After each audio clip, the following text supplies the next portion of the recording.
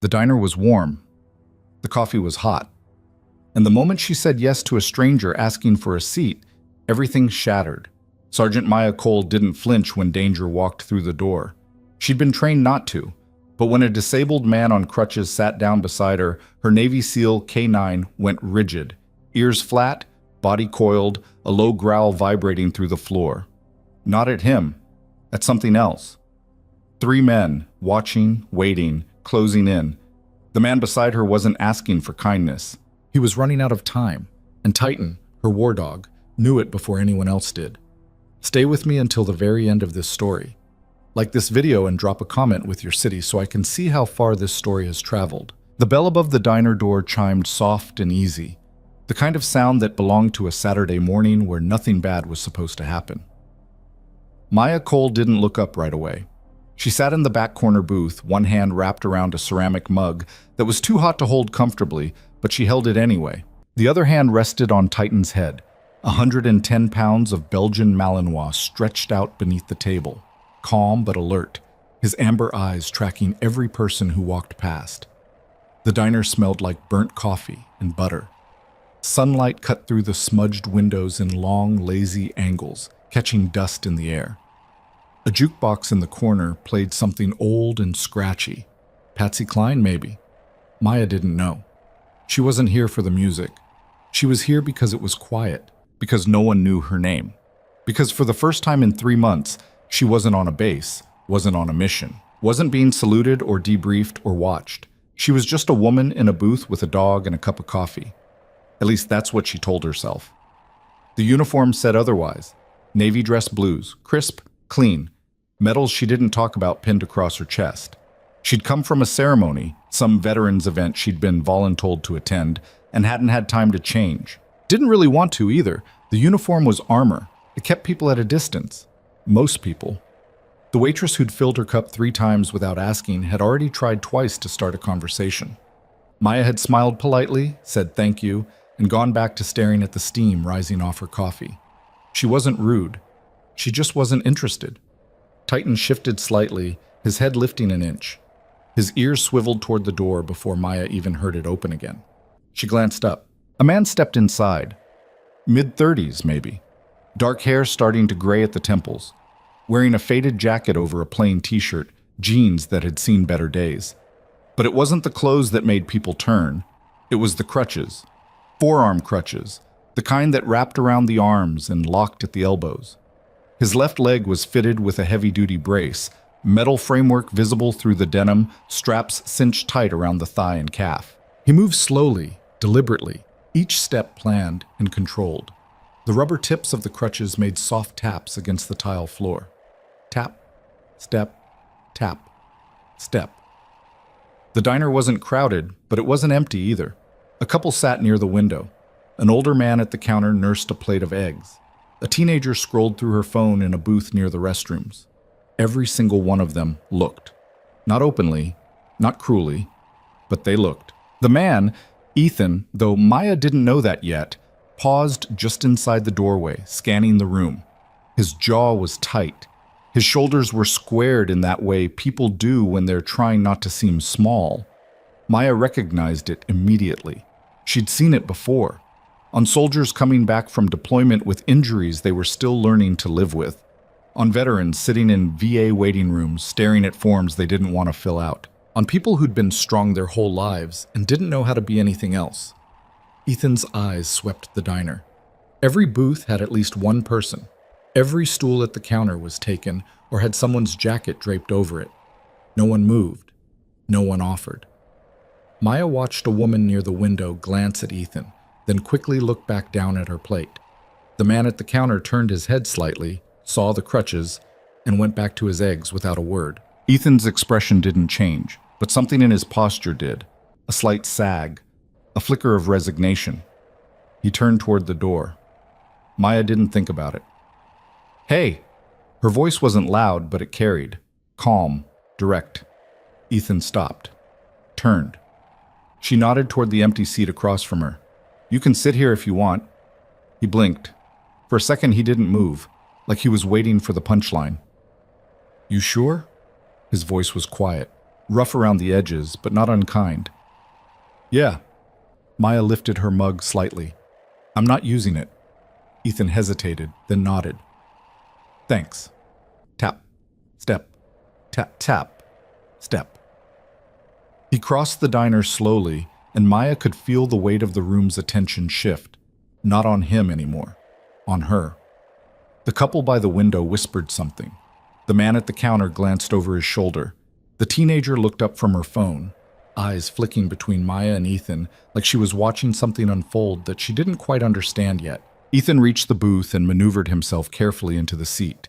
He leaned the crutches against the wall, adjusted the brace with a wince, and exhaled slowly. Appreciate it, he said. Maya shrugged. No problem. She went back to her coffee.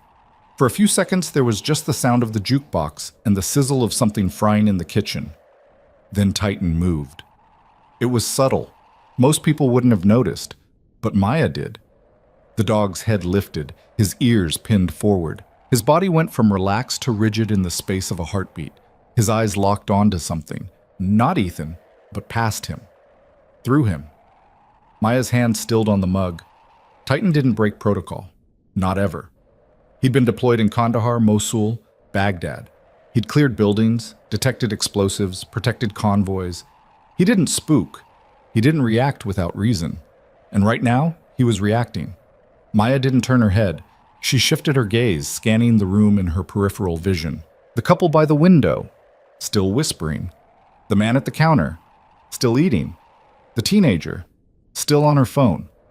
And then, a man in a gray jacket, sitting alone near the far wall, 2 booths down, facing the window, but his eyes weren't on the street. They were on the reflection, watching. Maya's pulse didn't spike. She'd learned a long time ago that panic got you killed. But something cold and sharp settled in her gut. The man in the gray jacket wasn't eating, wasn't drinking, wasn't doing anything, just sitting, too still. Titan's growl was so low it was almost subsonic, a rumble deep in his chest that Maya felt more than heard. Ethan noticed. Is he okay? He asked quietly, glancing down at the dog. Maya kept her voice even. He's fine. But her hand slid off the mug and dropped to her lap, fingers brushing against the fabric of her uniform pants. No weapon. Not here. Not now. She'd left her sidearm locked in the glove compartment of her truck. Stupid. No, not stupid. Normal. Civilian. She wasn't supposed to need a weapon in a diner on a Saturday morning, but Titan didn't care about supposed to. He shifted again, repositioning himself so that his body was between Ethan and the aisle. His shoulder pressed against the booth seat. His eyes never left the man in the gray jacket. Maya took a slow breath. You military? Ethan asked suddenly. She blinked, pulled her focus back. Yeah. Navy? SEAL. His eyebrows lifted slightly. Seriously? Seriously. He nodded, something like respect flickering across his face. That's... damn. I didn't know women could... They can, Maya said, not unkindly, as of a few years ago. Right, yeah. He rubbed the back of his neck, embarrassed. Sorry, that came out wrong. It's fine. Another beat of silence. I was Army, Ethan said quietly. Infantry. Got out about 2 years ago. Maya looked at him then, really looked, saw the faint tan line where dog tags used to sit. The way he held himself, straight-backed, even sitting down, the calluses on his hands. Deployment injury? She asked, nodding toward the brace. Ethan's jaw tightened. IED, Helmand Province, took out the Humvee I was in, killed my driver. I got lucky. Lucky. Maya didn't say what she was thinking. That luck was a word people used when they didn't want to talk about what actually happened. When they didn't want to admit that survival sometimes felt worse than the alternative. I'm sorry, she said instead. Ethan shrugged. It is what it is. The waitress appeared then, smiling too brightly. What can I get you, hun? Ethan ordered coffee. Black. The waitress scribbled it down and disappeared. Titan hadn't moved. His eyes were still locked on the gray jacket. Maya let her gaze drift again, casual, slow. The man was still there, still watching the reflection. But now his hand was moving, slowly, deliberately, reaching inside his jacket. Maya's muscles coiled. She didn't move, didn't shift, didn't give anything away. But her mind was already running scenarios. 3 exits. Front door, kitchen. Restrooms that probably had a back door. 6 civilians. 7 if she counted the waitress. 1 K9, trained for combat, lethal if necessary. 1 injured veteran, mobility compromised, potential liability in a firefight. And 1 man in a gray jacket, reaching, slowly. And then he pulled out a phone, set it on the table, didn't look at it. Maya exhaled, but the tension in her shoulders didn't ease, because Titan still hadn't relaxed. The waitress brought Ethan's coffee. He thanked her, wrapped both hands around the mug like it was the only solid thing in the room. "You ever miss it?" he asked quietly. Maya frowned. "Miss what?" "The service, the purpose. Knowing exactly what you're supposed to do and when you're supposed to do it." She didn't answer right away. Did she miss it? She missed the clarity, the structure, the feeling that every action mattered, even the small ones. She missed the team, the trust, the knowledge that the person next to you would die before they let you fall. But she didn't miss the waiting, the nightmares, the way her body still tensed every time a door slammed. "Sometimes," she said finally. Ethan nodded. "Yeah, me too." The jukebox switched songs, something slower, sadder, and then Titan growled again. Louder this time. Ethan stiffened. "Okay, seriously, is he—" "Don't move," Maya said softly. Ethan froze. Maya's eyes flicked back to the man in the gray jacket. He was standing, slowly, casually, adjusting his jacket, and then he started walking, toward them. Not fast, not slow, just steady, purposeful. Titan's growl deepened. His lips curled back just slightly. Not a threat yet. A warning. Maya's hand slid to the edge of the table, ready to move, ready to flip, ready to create distance or cover, or whatever the hell she needed in the next 3 seconds. The man in the gray jacket kept walking, closer, closer. And then he passed them. Walked right past the booth without looking, headed toward the restrooms, disappeared around the corner. Maya didn't relax, because Titan didn't relax, and because she'd just noticed something else. 2 more men, one near the exit, leaning against the wall, arms crossed, watching the door. One near the kitchen, pretending to read a menu. They hadn't been there before. Or maybe they had and she just hadn't clocked them. But now she did. And now they were all in position. Exit, kitchen, restrooms, every way out. Covered. Maya's pulse kicked up. Not panic, adrenaline, sharp and cold. She leaned forward slightly, keeping her voice low. "Ethan." He looked at her, saw something in her face. His expression shifted. "What's wrong?" "I need you to listen carefully and do exactly what I say." His eyes widened. "What?" "Not yet, just listen." She glanced at Titan, then back at Ethan. "When I give you the word, you're going to stand up, take your crutches, and move toward the front door. Don't run. Don't rush. Just walk." "Why? Do you trust me?" He blinked, opened his mouth, closed it. "Yeah," he said finally. "Yeah, I do." "Good." The man from the restrooms reappeared. He wasn't walking back to his booth. He was walking toward them again. And this time, he wasn't alone. The man by the exit pushed off the wall. The man by the kitchen set down the menu. All 3 moving, converging, and Titan's growl turned into something else. A snarl, low, deadly. The kind of sound that said blood was about to be spilled. Maya stood, smooth, controlled. The entire diner turned. The man in the gray jacket stopped 3 feet away. His hand was inside his jacket again, not reaching for a phone this time. "Ethan Cross," he said quietly. His voice was flat, emotionless. Ethan went pale. "How do you—" "Stand up." "Who the hell are—" "Stand up." Maya stepped between them. The man's eyes flicked to her, cold, calculating. "This doesn't concern you," he said. Maya smiled. It didn't reach her eyes. "Yeah," she said softly. "It does." And then everything exploded. The man in the gray jacket didn't flinch when Maya stepped between him and Ethan. He just tilted his head slightly, like she was a minor inconvenience he hadn't accounted for but could adjust around. "Last chance," he said. "Step aside." Maya didn't move. Behind her, she heard Ethan shift, the scrape of metal on tile as he tried to stand, the sharp intake of breath that meant pain. His crutches rattled against the booth. "Maya," he started. "Stay down," she said, not looking back. The man's eyes flicked past her, then back. Cold. Flat. The kind of eyes that had done this before, whatever this was. "We don't want trouble," he said. Funny way of showing it. His hand was still inside his jacket, not moving. Not yet. But the threat was there, hanging in the air like smoke. Titan was on his feet now, positioned at Maya's left side, body angled forward, every muscle coiled. His snarl had gone quiet, but his teeth were bared, waiting for the command. The diner had gone completely silent. The couple by the window sat frozen, forks halfway to their mouths. The man at the counter had turned on his stool, eyes wide. The teenager had her phone out, filming or texting or something, her hands shaking. The waitress stood near the kitchen, one hand gripping the edge of the counter like it was the only thing keeping her upright. And the other two men, exit and kitchen, were moving closer. Not rushing, not charging.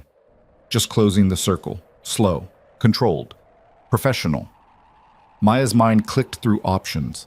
3 hostiles, maybe more outside. Unknown weapons, unknown objective. No sidearm, no backup, no time to call for either. 1 K9, combat trained, lethal within 3 seconds if she gave the word. 1 civilian, injured, scared, probably the target, and a room full of people who were about to be collateral damage if this went loud. She needed information. "Who sent you?" she asked. The man in the gray jacket smiled. It didn't touch his eyes. "Nobody you know. Try me." Step. Aside. Not happening. His jaw tightened, just a fraction. The first crack in the mask. Good. Maya shifted her weight slightly, balancing on the balls of her feet, ready to move in any direction. Her hands stayed loose at her sides, non-threatening but positioned where they needed to be. "Here's what's going to happen," the man said quietly. "You're going to walk out of here. You're going to take your dog. And you're going to forget you ever sat down in this diner. And if I don't, then people get hurt." Maya's expression didn't change. "Yeah, you." The man's smile vanished. Behind her, Ethan made a sound, half laugh, half panic. "Jesus Christ, Maya, just quiet," she said softly. "They have guns." "I know." "Then why are you—" "Because they're not going to shoot in here." Ethan went silent. The man in the gray jacket raised an eyebrow. "You sure about that?" "Yeah," Maya said. "I am." She wasn't. Not entirely. But she'd learned a long time ago that confidence could be a weapon if you wielded it right. And right now, she needed this guy to hesitate, to second guess, to give her 5 more seconds to figure out what the hell was actually happening, because none of this made sense.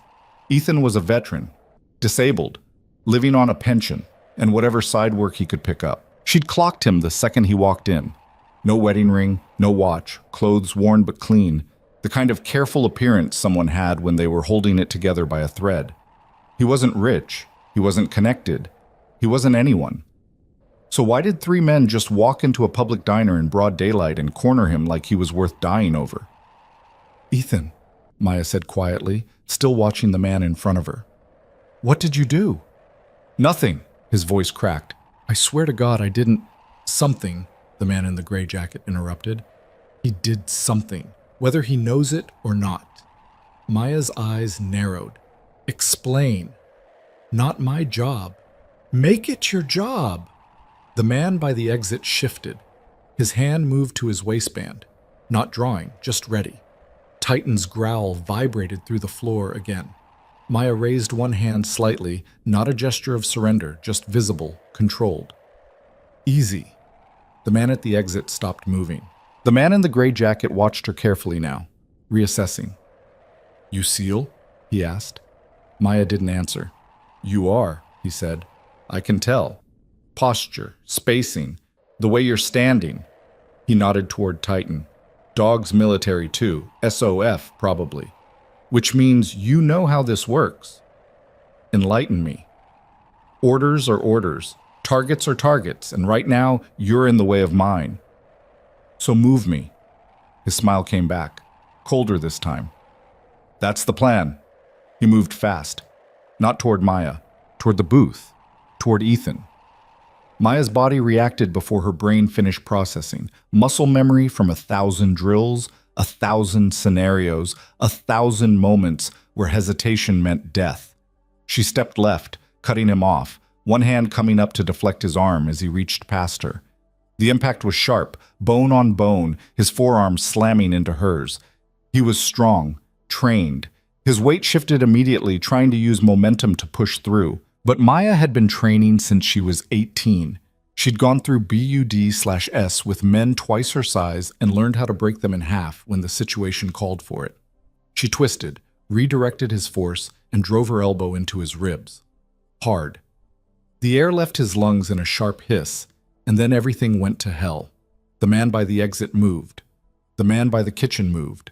Titan didn't wait for the command. He launched, 110 pounds of muscle and fury, jaws wide, targeting the man by the kitchen with precision that only came from years of combat deployment. The man tried to sidestep. Too slow. Titan hit him center mass, teeth sinking into the thick fabric of his jacket, dragging him down. The man screamed. Chairs scraped. Someone shouted.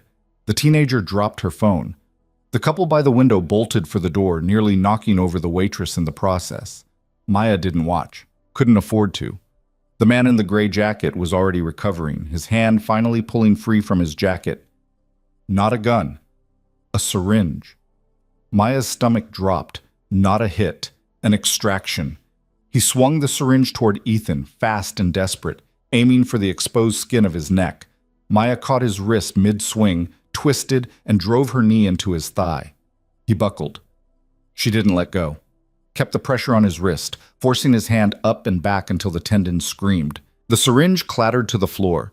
But the man by the exit was already there, crossing the diner in 3 long strides, gun finally out, aimed low, not at Maya, at Titan. No! Maya snapped. The man hesitated, just for a second. Ethan moved. It wasn't graceful, it wasn't fast, but he grabbed one of his crutches and swung it like a bat, catching the man in the side of the knee. The crack was audible. The man went down hard, cursing, the gun skittering across the tile. Maya didn't think. She released the gray jacket, dove for the gun, slid across the floor on one hip, and came up with it in both hands. Trained, controlled, aimed center mass at the man in the gray jacket. Don't, she said quietly. He froze. Across the room, Titan had the third man pinned, jaws locked around his forearm, snarling like something feral. The man was screaming, trying to shake him off, blood soaking through the sleeve. The man Maya had kneecapped was on the ground, clutching his leg, face twisted in pain. And the man in the gray jacket stood perfectly still, hands half raised, eyes locked on the barrel of the gun. The diner was chaos, people shouting, someone crying, the jukebox still playing that damn Patsy Cline song like nothing had changed. Maya's hands didn't shake. "Call him off," the man in the gray jacket said through gritted teeth. "Not until you tell me what the hell this is about. You don't understand, so make me." His eyes flicked to Ethan, still sitting in the booth, pale and shaking, one crutch still gripped white-knuckled in his hands. "He's carrying something," the man said. "Something that doesn't belong to him." Ethan's face went slack. "What? I don't have anything." "The brace," the man said. Maya's eyes narrowed. "What about it?" "It's not just a brace." Ethan looked down at his leg like he'd never seen it before. "That's insane. It's medical equipment. I got it from the VA 2 months ago." "You got it from someone who wanted you to carry it," the man interrupted. "You were selected, tracked, marked, and now you're a walking target." The words hung in the air. Maya's grip on the gun didn't waver, but her mind was racing. If he was telling the truth, and that was a big if, then this wasn't a random attack. This was planned, orchestrated, which meant there were more people involved, which meant this wasn't over. "Titan," she said sharply. "Out." The dog released immediately, backing off 3 steps, still snarling, still ready. The man on the floor groaned, clutching his mangled arm. Maya kept the gun trained on the gray jacket. "What's in the brace?" "Data," he said. "Encrypted. High level. The kind of thing people kill for." "Who put it there?" "I don't know. That's not my job." "Then what is your job?" "Recovery." "By any means necessary?" His silence was answer enough. Maya's jaw tightened. "Ethan, take off the brace." "What?" Ethan's voice was strangled. "I can't. It's bolted. I need tools." "Then we find tools. Move." She gestured toward the kitchen with the gun. Ethan hesitated, then grabbed his remaining crutch and hauled himself upright. His leg buckled slightly, the brace compensating, but he gritted his teeth and moved.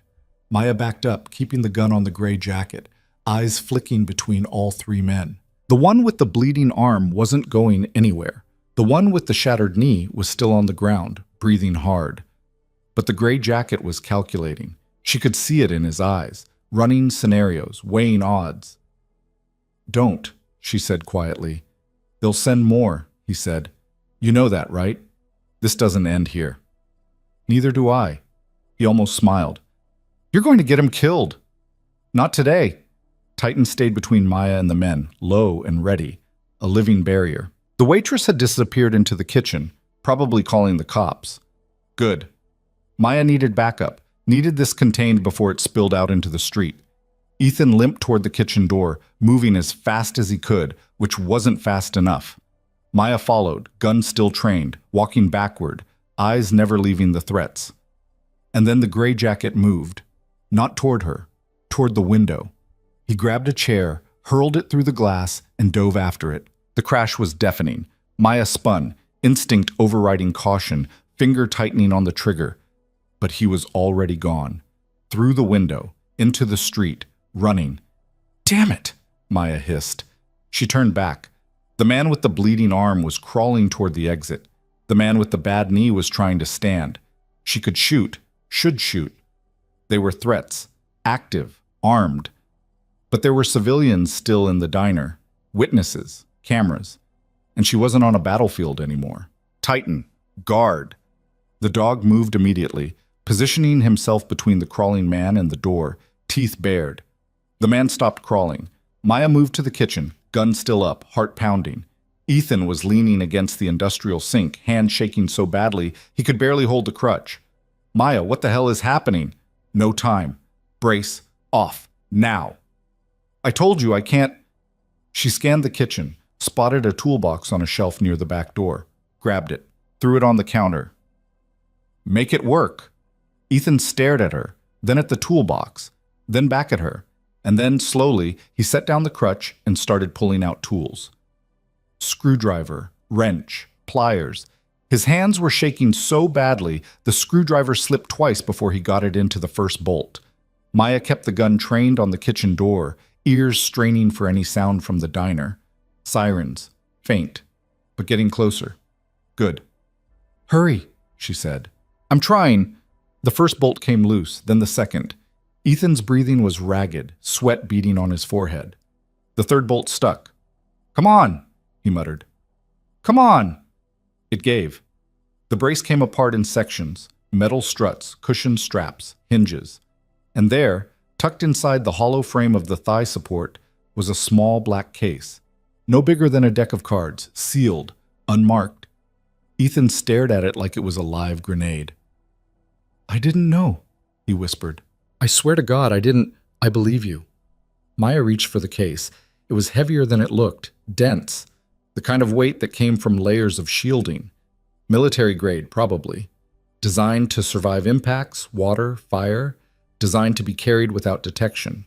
She turned it over in her hands. No labels, no serial numbers. Just smooth black polymer and a seam so tight she couldn't pry it open with her nails. The sirens were louder now, close. Maya pocketed the case and moved back to the kitchen door, peering through the circular window.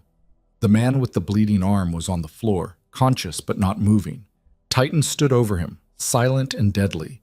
The man with the bad knee had managed to drag himself to the booth and was slumped against it, face gray with pain. No sign of the gray jacket.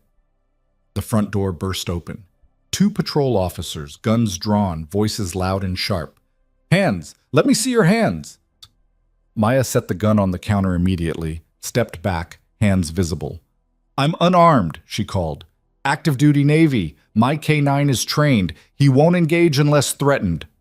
One of the officers moved toward Titan, cautious. "Ma'am, I need you to call off the dog." "Titan. Heel." The dog moved instantly, trotting back to Maya's side, sitting at her heel, ears up, eyes alert. The officer exhaled. The other officer was already moving toward the injured men, radio crackling with dispatch chatter. "We got 2 down. 1 fled the scene. Possible assault with intent." Maya stepped out of the kitchen, hands still raised. The first officer turned to her, eyes sharp. "You want to tell me what the hell happened here?" "Those men attacked a veteran," Maya said calmly. "Attempted abduction. I intervened." "With a gun?" "One of theirs. I disarmed him." The officer's eyes flicked to the gun on the counter, then to Titan, then to Maya's uniform. "You're military?" "Sergeant Maya Cole, Naval Special Warfare." His expression shifted slightly, not quite respect, but recognition. "You got ID?" "In my truck, outside." He nodded. "We're going to need a full statement." "Understood." More sirens. Ambulance this time. The officer moved to secure the scene, barking orders into his radio. Maya turned back to Ethan. He was still leaning against the sink, staring at the pieces of his brace scattered across the counter. "They used me," he said quietly. "Yeah. I didn't know." "I know." "What do I do now?" Maya looked at him, saw the fear in his eyes, the confusion, the anger starting to simmer underneath. "You survive," she said. He laughed. It sounded broken. "That's it? Just survive? That's everything." The paramedics came through the door, and the diner exploded into motion again. Voices, equipment, the controlled chaos of emergency response. Maya stepped back, letting them work, her hand resting on Titan's head. The case in her pocket felt like it weighed 1,000 pounds. She didn't know what was on it, didn't know who wanted it or why. But she knew one thing: whoever sent those men wasn't done. And neither was she. Outside, through the shattered window, the street was filling with cop cars and flashing lights. Maya could see people gathering on the sidewalk, phones out, filming. The gray jacket was long gone, but he'd be back. They always came back. She looked down at Ethan, who was being checked over by a paramedic, his face still pale, his hands still shaking. He met her eyes. "Thank you," he said quietly. Maya nodded, but she didn't say you're welcome, because this wasn't over. And gratitude didn't mean much when the war was just beginning. The police station smelled like burnt coffee and industrial cleaner. Maya sat in a hard plastic chair across from Detective Lauren Briggs, a woman in her mid-40s with tired eyes and a skepticism that came from 20 years of hearing bullshit. Titan lay at Maya's feet, calm but watchful. Ethan sat 2 chairs down, still pale, still shaking slightly. A uniformed officer had brought him a blanket even though the station wasn't cold. He clutched it anyway. "So let me get this straight," Briggs said, flipping through her notepad. 3 men walk into a diner, attack a disabled veteran. You intervene. 1 escapes. 2 are now in custody and lawyered up so tight we can't get a word out of them. "That's accurate," Maya said. "And you just happened to be there." "I was having coffee." Briggs looked at her. Really looked. "You always bring a combat dog to coffee?" "He goes where I go." "Uh-huh." Briggs tapped her pen against the notepad. "And the gun?" "I disarmed one of the attackers. I've already told you this." "Right. You disarmed a trained operative, and yes, we ran them. They've got connections we're still unraveling. With your bare hands, while protecting a civilian, in the middle of a crowded diner." Maya didn't respond. Briggs leaned back in her chair. "You're a SEAL." "Yes." "How long?" 6 years active, just rotated stateside." "Deployment?" "Multiple. Syria, Iraq, Yemen." Briggs nodded slowly. "So you've seen some shit." "Some. Enough to recognize professionals when you see them." Maya's jaw tightened slightly. "Yeah. Those men weren't street thugs. Weren't gangbangers. They moved like military, carried themselves like operators. Briggs leaned forward. So what I want to know is, what the hell did Mr. Cross here do to get on their radar? Ethan flinched. I didn't do anything. I know, Briggs said, not unkindly. That's what makes this so damn weird. Maya's hand went to her pocket. The case was still there, small, heavy, dangerous. She should turn it over. Right now, let the cops handle it. But something stopped her. Maybe it was the way the gray jacket had moved. Too smooth, too prepared. Maybe it was the fact that he'd known Ethan's full name without hesitation. Maybe it was the syringe instead of a bullet. This wasn't a hit. It was a retrieval, which meant someone wanted whatever was in that case intact, which meant they'd come back for it. And if Maya handed it over to local PD, it would disappear into evidence, get kicked up to the feds, and Ethan would become a footnote in a classified file. Or worse, a loose end. Detective, Maya said carefully, can I speak with you privately? Briggs raised an eyebrow. About? Something I'd rather not discuss in front of him. Ethan's head snapped up. What? Why? It's for your safety, Maya said. Bullshit. If this is about me, I deserve to know. You deserve to stay alive, Maya interrupted. Her voice was calm, final. Ethan's mouth opened, closed. He looked at Briggs. Briggs sighed. Officer Ramirez, take Mr. Cross to the break room. Get him some water, something to eat if he wants it. I don't want food, Ethan said. I want answers. Join the club, Briggs muttered. Ramirez, a young cop with a name tag that looked too new, gestured toward the door. This way, sir. Ethan didn't move for a long moment. Then he grabbed his crutches, hauled himself up, and limped toward the door. He looked back once. Maya met his eyes, nodded. He didn't nod back. The door closed. Briggs folded her arms. Talk. Maya pulled the case from her pocket and set it on the table between them. Briggs stared at it. What is that? I don't know. It was hidden inside his leg brace. Jesus Christ. Briggs picked it up, turned it over. How long have you had this? Since the diner. And you didn't think to mention it? I'm mentioning it now. Briggs's expression hardened. You withheld evidence. I secured a potential threat, Maya corrected. There's a difference. Not to a judge. Then charge me. They locked eyes. Briggs broke first. She set the case down and rubbed her face with both hands. You're going to give me an ulcer. You should open it. I should log it into evidence and let the tech guys handle it. You should, Maya agreed. But you won't. Briggs glared at her. Then she pulled a multi-tool from her belt and examined the seam of the case. It's sealed tight, she muttered. Military-grade polymer, probably shielded against EMP, water damage, impact. She pressed the edge of the tool into the seam and twisted. Nothing. She tried again. Harder. The seam cracked. The case hissed, a soft release of pressure, and the top popped free. Inside was a small data chip. Black, unmarked. Sitting in a foam cradle designed to absorb shock. Briggs picked it up carefully. This is what they wanted. Yeah. Any idea what's on it? No, but it's worth killing for. That's all I need to know. Briggs set the chip down and looked at Maya. You planning to tell me what you're really thinking? Maya hesitated, then leaned forward. Those men were professionals, well-funded, well-organized.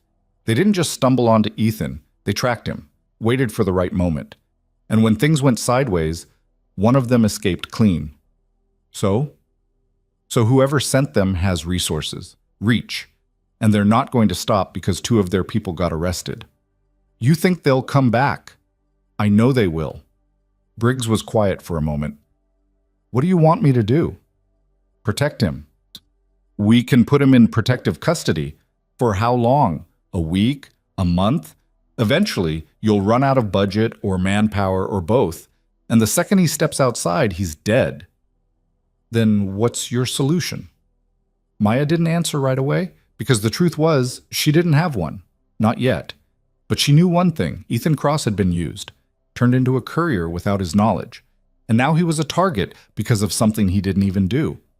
And Maya couldn't walk away from that. Briggs must have seen something in her expression because she sighed. You're going to do something stupid, aren't you? Probably. Don't. Can't promise that. Briggs picked up the chip again, studying it. I'll have our tech guys analyze this, see if they can pull anything off it without triggering a wipe. Be careful. If it's encrypted... I know. Believe it or not, we do have people who know what they're doing. Maya stood. I need to see him. Cross? Yeah. Briggs waved her off. Break room, down the hall. Maya called Titan to heel and walked out. The hallway was narrow, fluorescent lights buzzing overhead. She passed a holding cell where one of the attackers sat on a bench, head down, hands cuffed. He didn't look up as she passed. The break room was at the end of the hall, door half open. Inside, Ethan sat at a small table, staring at a cup of water he hadn't touched. Maya knocked once and stepped inside. Ethan looked up. His eyes were red, tired. They find anything? He asked quietly. Maya closed the door behind her. Yeah. What was it? Data. Encrypted. We don't know what kind yet. Ethan laughed bitterly. Of course, because why would anything make sense? Maya pulled out a chair and sat across from him. Titan settled beside her, head resting on his paws. I need to ask you something, Maya said. Ask. When did you get the brace? Ethan frowned. 2 months ago, maybe 10 weeks. I got fitted at the VA in Denver. Who fitted you? A technician? I don't remember his name. Young guy. Glasses. Seemed competent. Did he take measurements? Custom build it? Yeah, said it would take a few weeks. When I came back to pick it up, it fit perfect. Ethan's face went pale. Oh God, you think he... I think someone paid him to modify it, Maya said. Or replaced him entirely? Either way, you were targeted. But why? I'm nobody. I don't have access to classified anything. I'm just... He stopped, swallowed hard. I'm just trying to get by. Maya leaned forward. Who have you been in contact with? Anyone from your old unit? Anyone who might have known you'd need a new brace? Ethan shook his head. No, most of my unit's scattered. A couple guys died, a few got out, and I haven't talked to them in over a year. Family? My sister. She lives in Oregon. We text maybe once a month. Friends? Not really. The isolation in his voice was sharp, painful. Maya knew that feeling. The way the world kept moving while you stood still. The way people stopped calling because they didn't know what to say. What about medical records? She asked. Insurance? All through the VA, standard stuff. Did you file any claims recently? Any disputes? Ethan hesitated. Yeah, actually, about 4 months ago. My disability rating got lowered. I appealed. It's still pending. Maya's mind clicked. Who handled the appeal? Some contractor. Third-party review company. They called me a few times, asked about my injury, my treatment history. Did they ask about the brace? Ethan went very still. Yeah, they did. Bingo. Maya stood. I need you to write down everything you remember about that company. Name, phone number, who you talked to, every detail. Why? What are you thinking? I'm thinking someone used your appeal as cover to track your movements, to figure out when and where you'd need new equipment. Ethan stared at her. That's insane. Is it? You're sitting in a police station because 3 men tried to abduct you in broad daylight. Insane is relative. He didn't argue. Maya pulled out her phone, opened a notes app, handed it to him. Right. Ethan took the phone and started typing. His hands were steadier now. Anger was replacing fear. Good. Fear made you freeze. Anger made you move. While he typed, Maya stepped out into the hallway and called Briggs over. I need a favor, Maya said quietly. Briggs crossed her arms. Why am I not surprised? I need access to his medical records. Specifically, any third-party contractors involved in his disability appeal. That's protected information. I can't just then get a warrant, or don't. But if I'm right, whoever planted that chip used his VA records to set this up, which means there's a paper trail. Briggs hesitated, then pulled out her phone. I'll make some calls. No promises. That's all I'm asking. Ethan finished typing and handed the phone back. Maya scanned the notes. One name stood out. Meridian Assessment Group. She'd never heard of them. But that didn't mean much. There were 1,000 contractor companies operating in the gray space between government and private sector. Stay here, Maya told Ethan. Don't leave this building. Don't talk to anyone except the cops. Where are you going? To find out who's trying to kill you. Ethan's jaw tightened. I'm coming with you. No. It's my life, which is exactly why you're staying here. Maya's voice was hard, final. You slow me down. You're a liability. And if something happens to you, that chip becomes worthless and they win. Ethan looked like he'd been slapped. Maya softened slightly. I'm not trying to be cruel. I'm trying to keep you alive. By treating me like I'm useless, by treating you like someone worth protecting. He didn't respond. Maya turned and walked toward the exit. Titan followed. Behind her, she heard Ethan say something, quiet, bitter. I used to be worth something. Maya stopped, turned. You still are, she said. You just forgot. She didn't wait for a response. Outside, the sun was setting. The sky was bruised purple and orange. The air smelled like rain. Maya pulled out her phone and dialed a number she hadn't called in 6 months.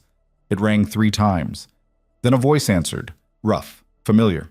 This better be important, Cole. It is, Maya said. I need a trace on a contractor company, Meridian Assessment Group, everything you can find. There was a pause. You back in the game? Something like that. I thought you were taking leave. Plans changed. Another pause, longer this time. Then, I'll call you back in an hour. The line went dead. Maya pocketed the phone and looked at Titan. Ready to work? The dog's ears perked up. Yeah, he was ready. Maya climbed into her truck, a battered Chevy that had seen better days, and sat in the driver's seat, engine off, thinking. The pieces were there. She just needed to put them together. Ethan's appeal, the contractor company, the modified brace, the data chip.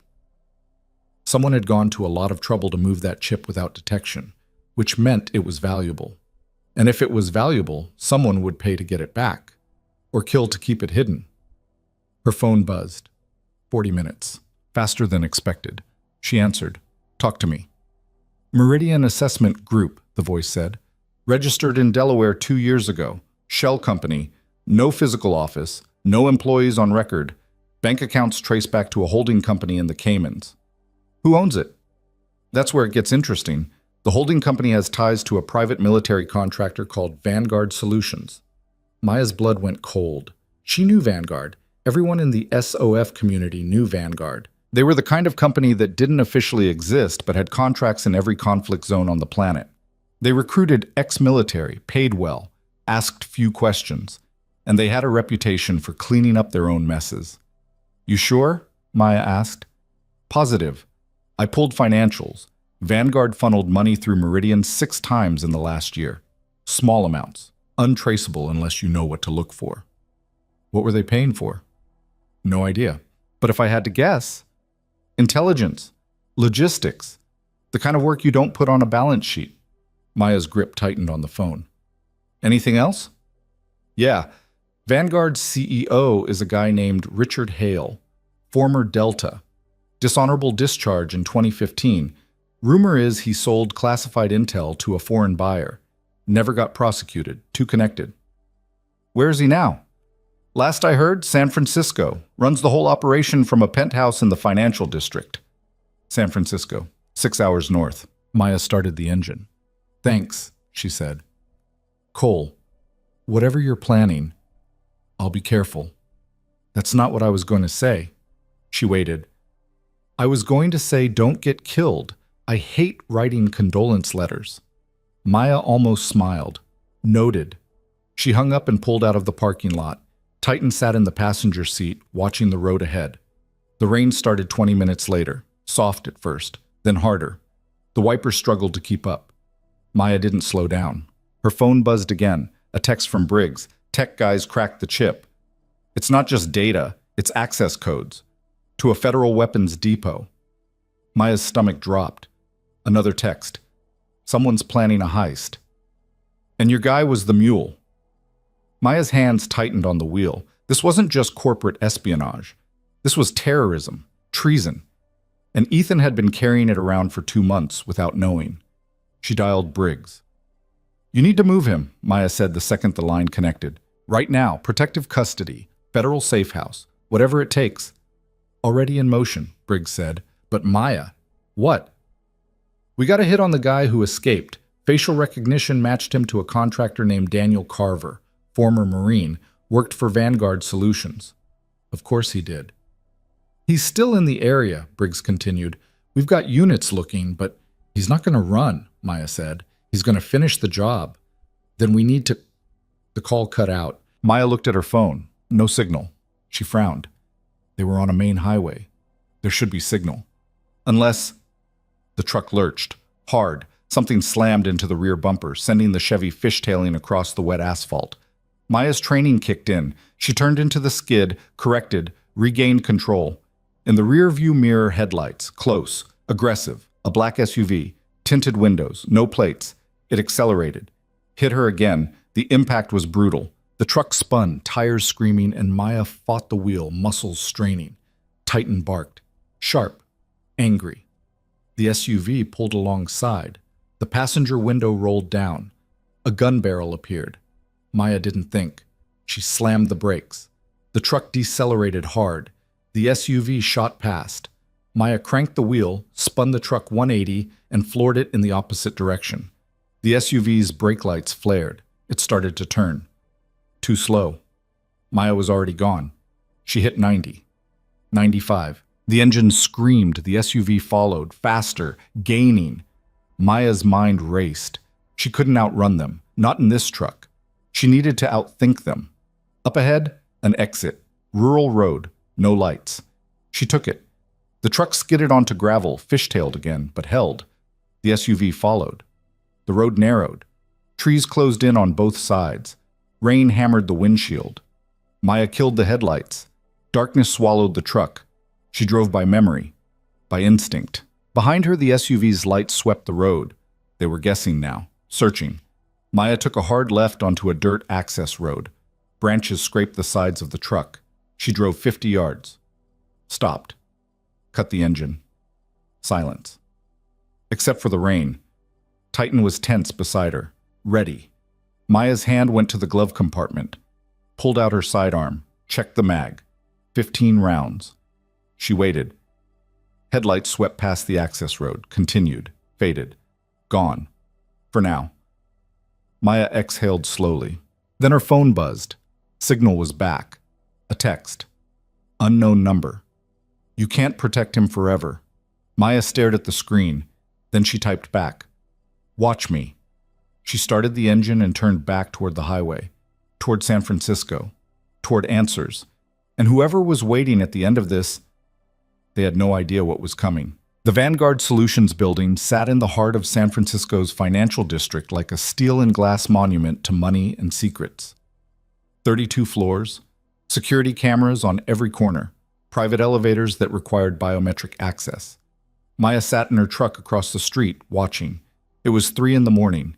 The rain had stopped. The streets were empty except for a few late-night stragglers and a homeless man pushing a shopping cart. Titan was asleep as the passenger seat, head resting on his paws, but his ears twitched at every sound. Maya's phone buzzed. A text from Briggs. Cross is secure. Federal safe house, armed detail. He's asking about you. Maya typed back. Tell him I'm working. He wants to help. He can't. You sure about that? Maya stared at the message, then pocketed the phone without responding. She'd driven 6 hours through the night, adrenaline keeping her awake, mind running through every angle. The SUV hadn't followed. Either they'd lost her or they were regrouping. Didn't matter. She was here now.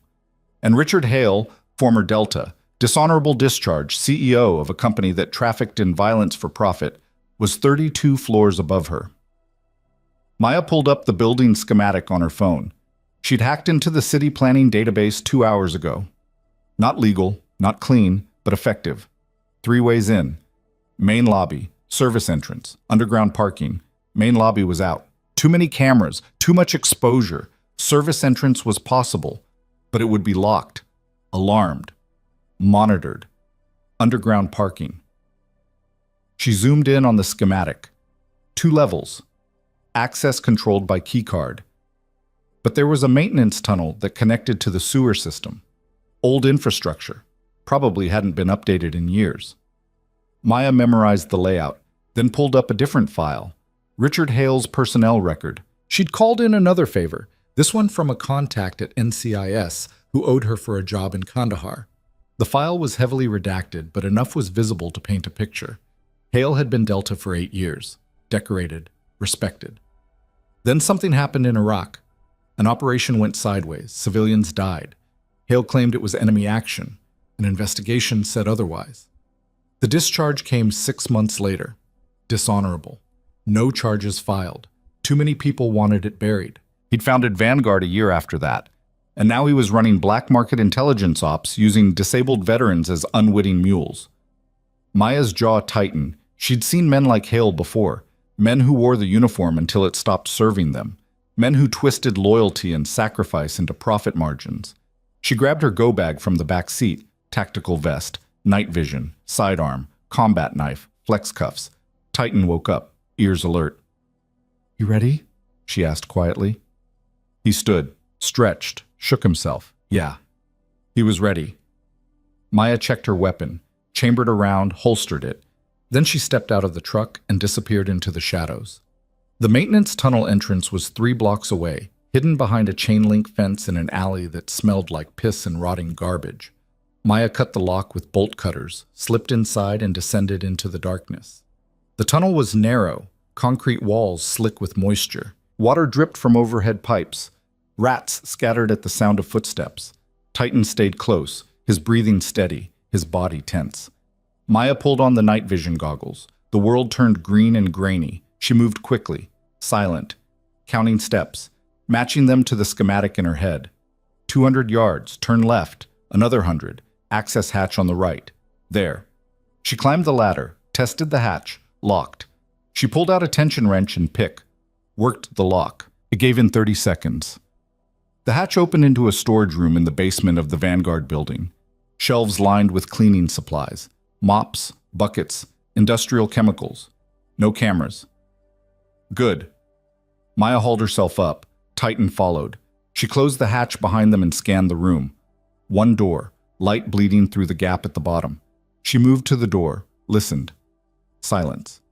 She cracked it open. A hallway. Fluorescent lights buzzing overhead, concrete floor. Doors on either side labeled with numbers and codes. Empty. Maya slipped into the hallway, Titan at her heel, and moved toward the elevator bank. She didn't take the elevator, too risky, too exposed. She found the stairwell and started climbing. 32 floors. Her legs burned by the time she hit 20. Her lungs screamed by 30. But she didn't stop. At the 32nd floor, she paused, listened. No voices, no footsteps. She opened the door a crack. The executive floor, polished marble, artwork on the walls, leather furniture, floor-to-ceiling windows overlooking the city, and at the far end, a set of double doors. Richard Hale's office.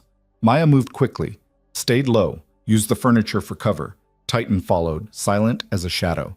They reached the doors. Maya tested the handle, unlocked. She frowned.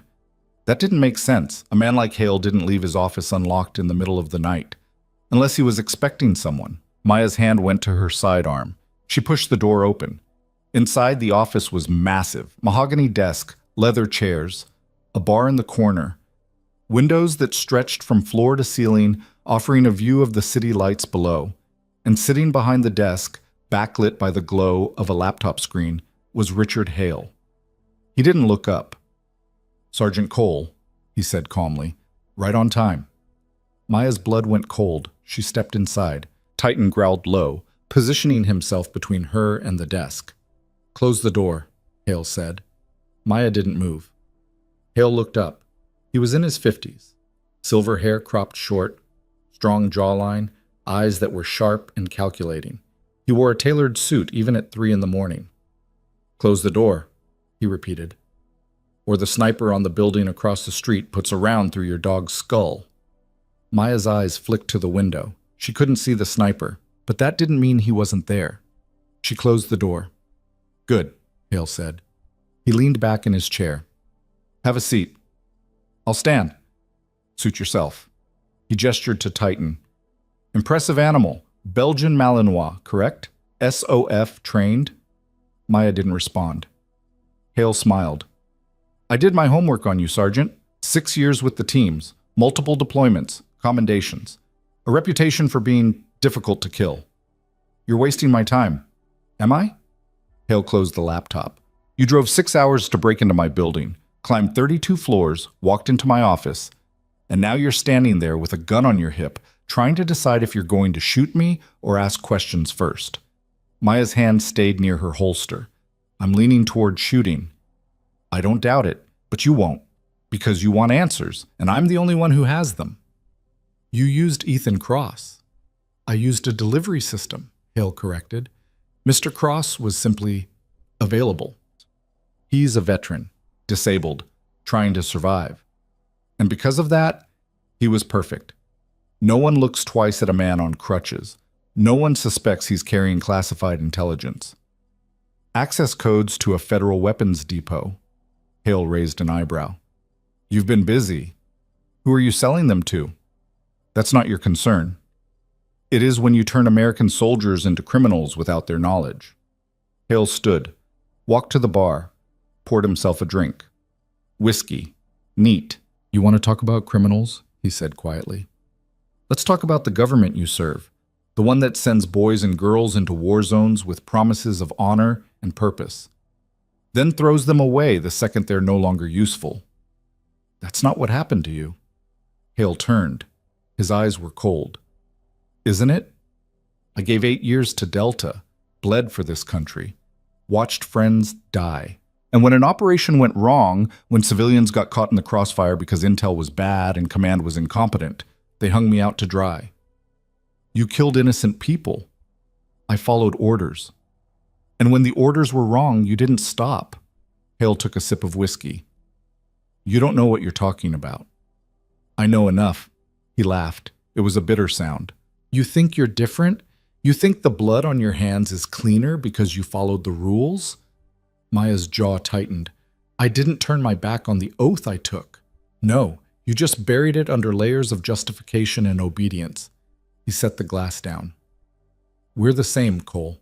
The only difference is I stopped pretending. We're nothing alike. Keep telling yourself that. Silence stretched between them. Then Hale moved back to his desk, opened a drawer, pulled out a file. He slid it across the desk toward Maya. What's this?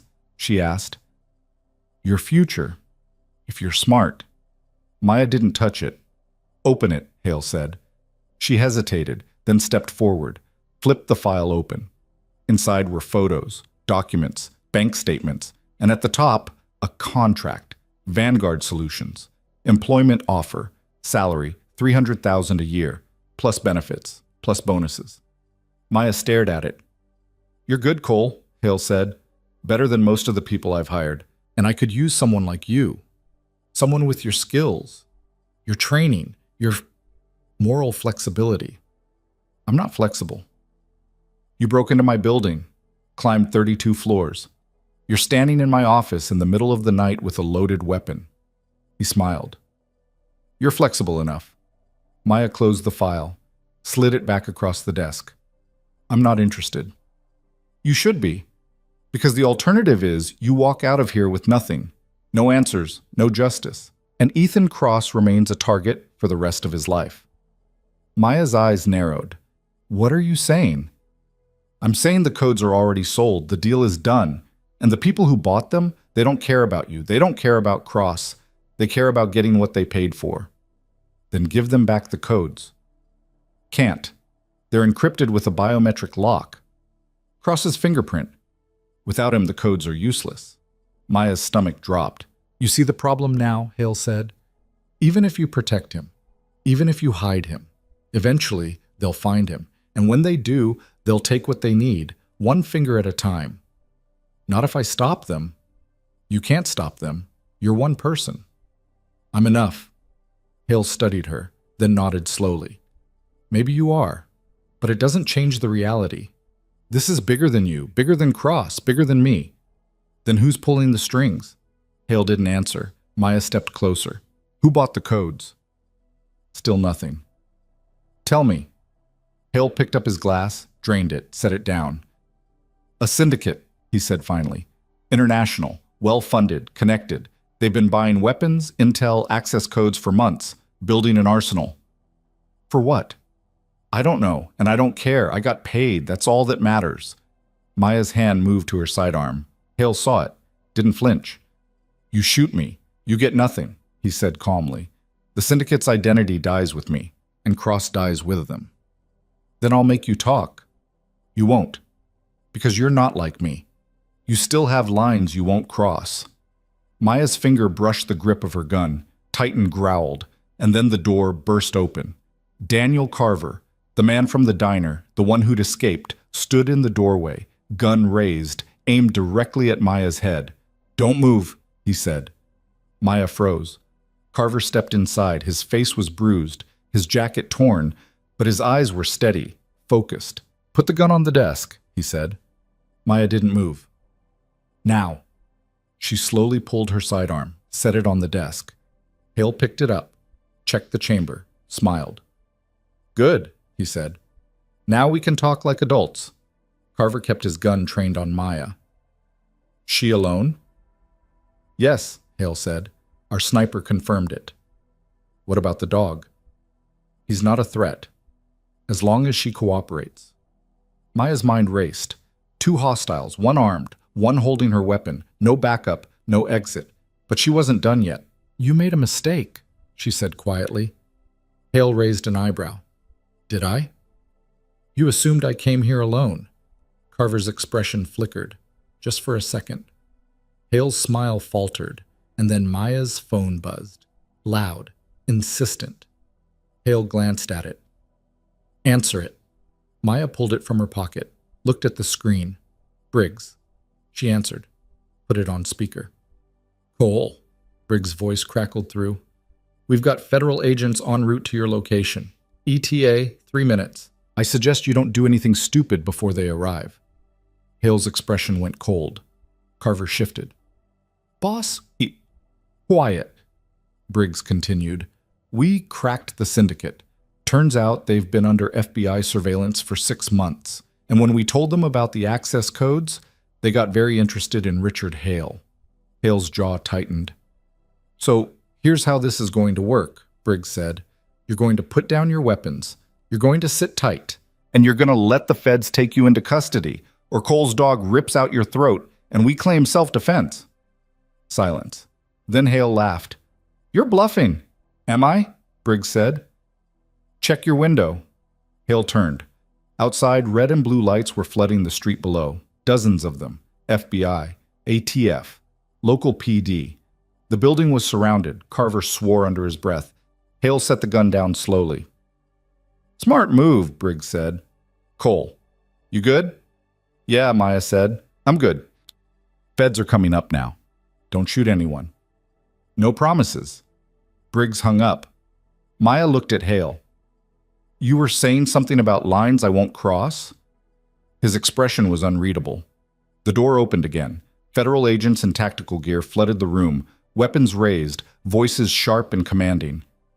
Hands! Let me see your hands! Hale raised his hands. Carver did the same. An agent moved to Maya. You armed? Not anymore. Step aside. Maya stepped back. Titan stayed at her side. They cuffed Hale, cuffed Carver, read them their rights. Maya watched, silent, steady. One of the agents approached her. Older. Badge identified him as Special Agent Marcus Reeves. Sergeant Cole?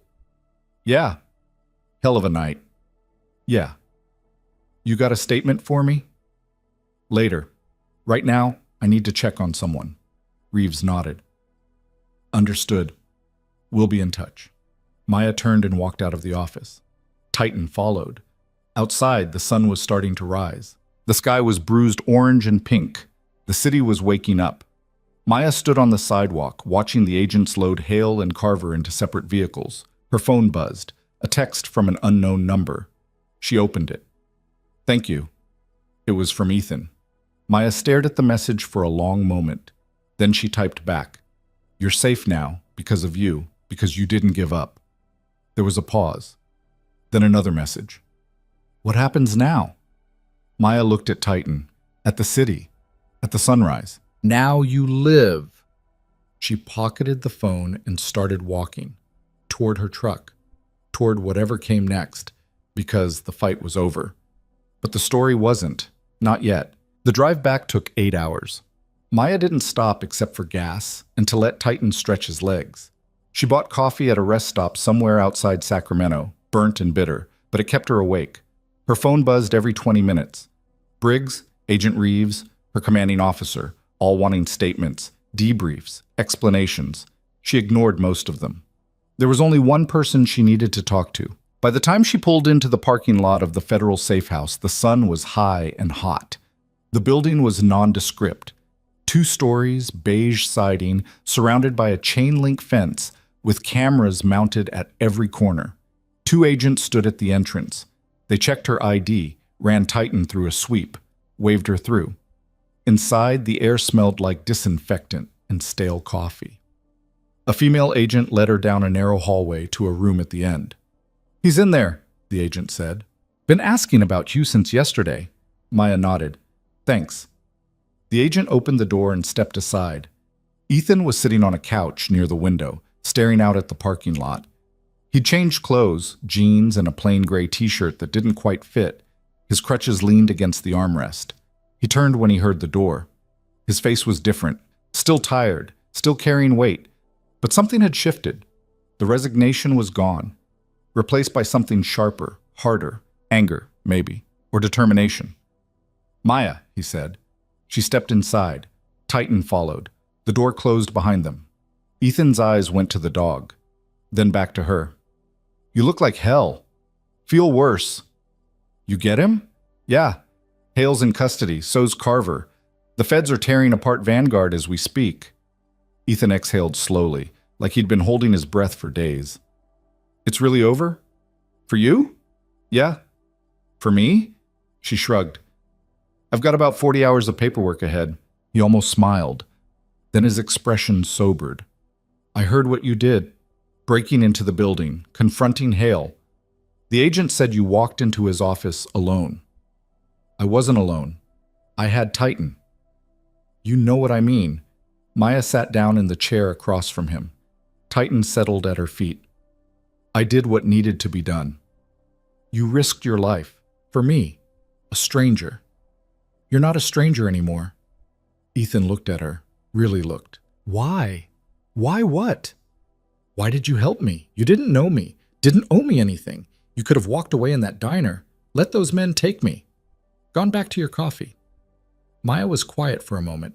She thought about the question, about all the reasons she could give, because he was a veteran, because he'd been used, because it was the right thing to do. But those weren't the real reasons. "Because I know what it's like," she said finally. What's like?" "To feel invisible. To walk into a room and have people look through you like you're not even there." She leaned forward slightly. "You think I don't know what that's like? Being a woman in the teams?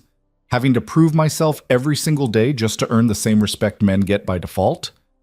Ethan's jaw tightened. "I saw you in that diner," Maya continued. "Saw the way people looked at you, or didn't look at you. Like you were something broken, something to ignore." She paused. "And I thought, screw that. You didn't deserve to be invisible." Ethan's eyes were bright. He looked away quickly, cleared his throat. "I don't know what to say." "You don't have to say anything." They sat in silence for a moment. Outside, a car door slammed. Voices drifted through the window. "What happens now?" Ethan asked quietly. "To me, I mean. You stay here until the feds finish processing everything. Then you go home. Live your life." "Just like that?" "Just like that." "And the people who wanted the codes?" "The syndicate. FBI's handling it. They've been tracking them for months. Hale gave them enough information to make arrests. You're not a target anymore." Ethan nodded slowly, but he didn't look relieved. He looked lost. "I don't know how to do that," he said. "Do what?" "Live my life. I've been stuck for so long, since the injury, since I got out. Every day's the same. Wake up, physical therapy, VA appointments, sit in my apartment and wonder what the hell I'm supposed to do with the rest of my existence." He looked at her. You gave me something I haven't had in 2 years. What's that? A reason to fight. Maya's chest tightened. I'm not saying I want to get shot at again, Ethan continued, but I felt useful for the first time since the IED, like I mattered. You always mattered. Not to me. He shook his head. I know that sounds pathetic. It doesn't. But it's true. I've been going through the motions, pretending I'm okay, pretending the disability checks and the therapy sessions are enough. But they're not. His voice cracked slightly. I miss being a soldier. I miss having a mission. Maya understood. She understood more than he knew, because she'd felt the same thing every time she came home from deployment. The emptiness, the disconnect, the sense that the world had moved on without her, and she was standing still, stuck in a place that didn't exist anymore. You can't go back, she said quietly. You know that, right? You can't be the person you were before. I know. But you can be someone new. Ethan looked at her. How? By deciding what matters and building your life around that. What if I don't know what matters? Then you figure it out, one day at a time. He was quiet, thinking. What matters to you? He asked. Maya glanced down at Titan, at the scars on her hands, at the uniform she was still wearing because she hadn't had time to change. Protecting people who can't protect themselves, she said, standing between the threat and the innocent, making sure the bad guys don't win. That's a hell of a mission. It's the only one I've got. Ethan nodded. Maybe I need to find mine. Maybe you do. Another silence, softer this time. Thank you, Ethan said, for everything, for sitting with me in that diner, for stepping in when those men came, for not giving up even when I was just cargo. You were never cargo. I felt like it. Well, you weren't. Maya stood. You were a soldier who got dealt a bad hand, and you're still standing. That counts for something. Ethan stood too, slower, using the couch for support before reaching for his crutches. He looked at her, extended his hand. Maya shook it, firm, steady. If you ever need anything, Ethan said, I mean it, anything, you call me. I will. I'm serious, Maya. You saved my life. I owe you, but you don't owe me anything. You just keep living. That's enough. He held her gaze for a long moment, then nodded. Maya turned toward the door. Maya, Ethan called. She stopped, looked back. Do you think... He hesitated. Do you think people can start over, really start over?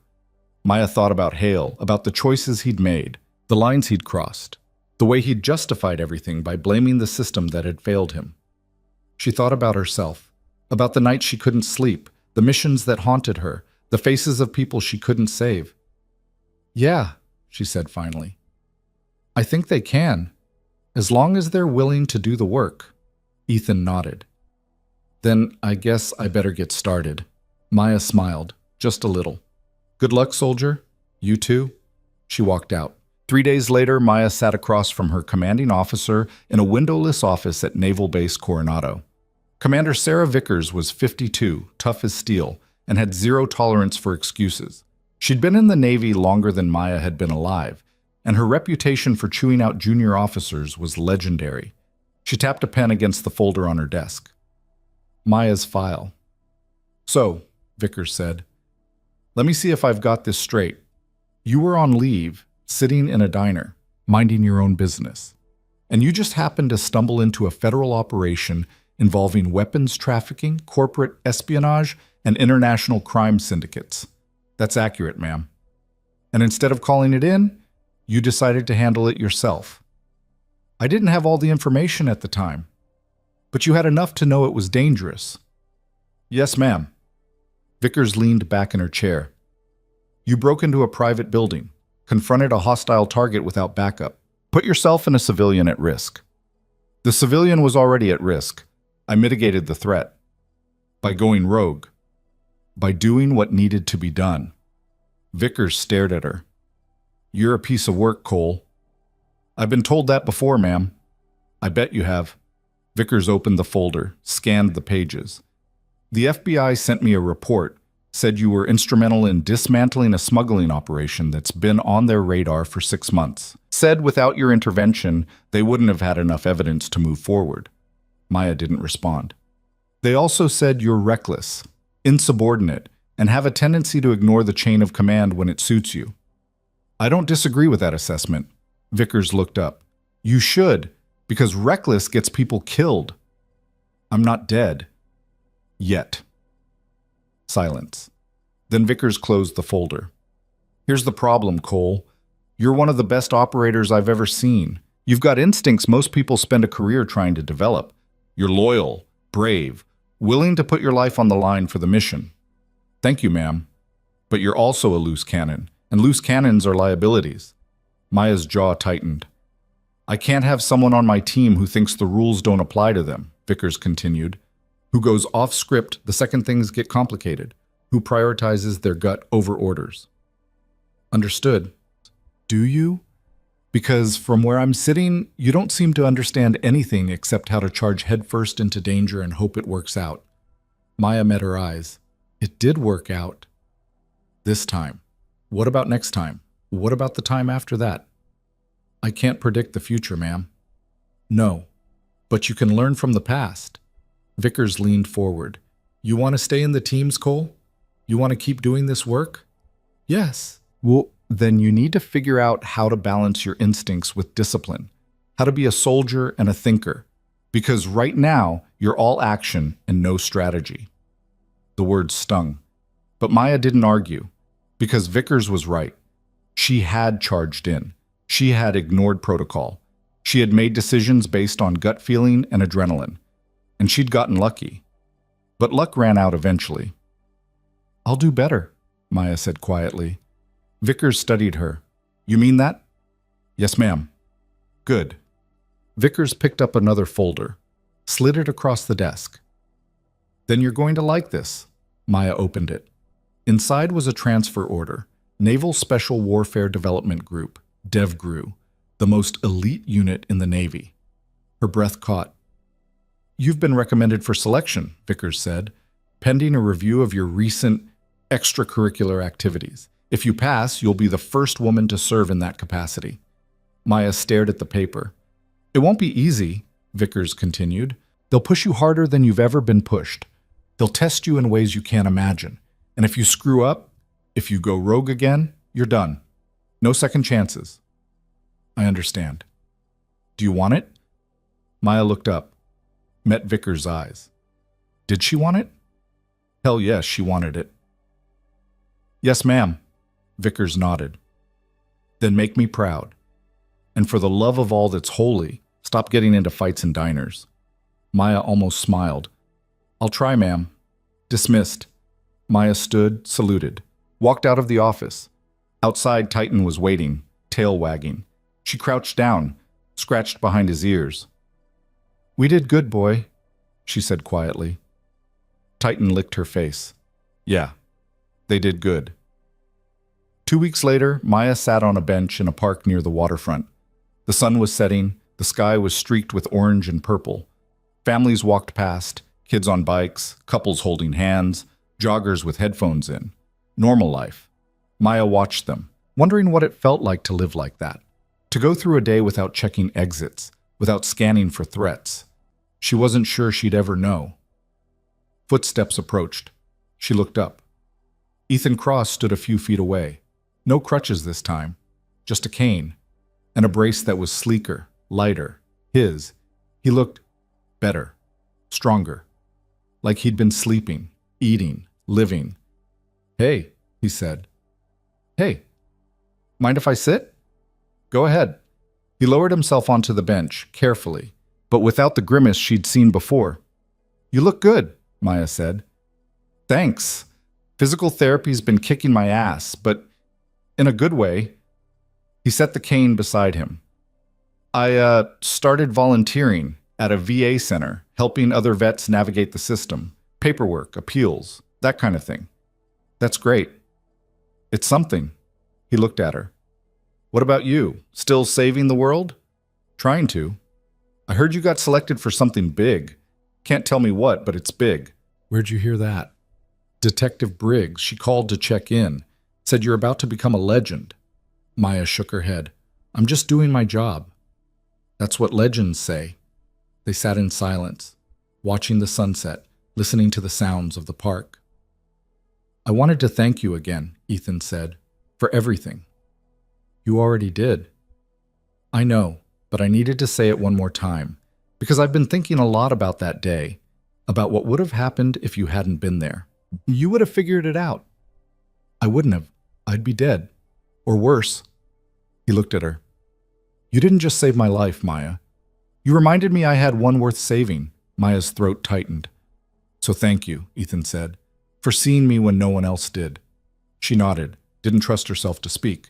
Titan stood, walked over to Ethan, rested his head on Ethan's knee. Ethan smiled, scratched the dog's ears. He likes you, Maya said. He's got good taste. They sat there for a while longer, until the sun dipped below the horizon and the streetlights flickered on. Then Ethan stood, picked up his cane. Take care of yourself, Maya. You too. He walked away, slow but steady. Maya watched him go, and for the first time in a long time, she felt something she hadn't felt in years. Hope.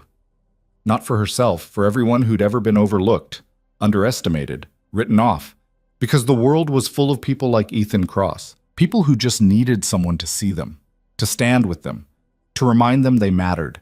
And maybe that was the mission, not saving the world, but saving the people in it, one at a time. Maya stood, called Titan to heel, and walked into the fading light, ready for whatever came next, because she'd learned something in that diner. Strength wasn't about being the biggest, the loudest, the most feared. Strength was about showing up, standing firm, refusing to walk away when it mattered. And that was something no one could take from you, not injury, not disability, not the weight of the world. As long as you chose to stand, you were never invisible. The world doesn't always see you, but when the right moment comes, it will reveal exactly who you've always been.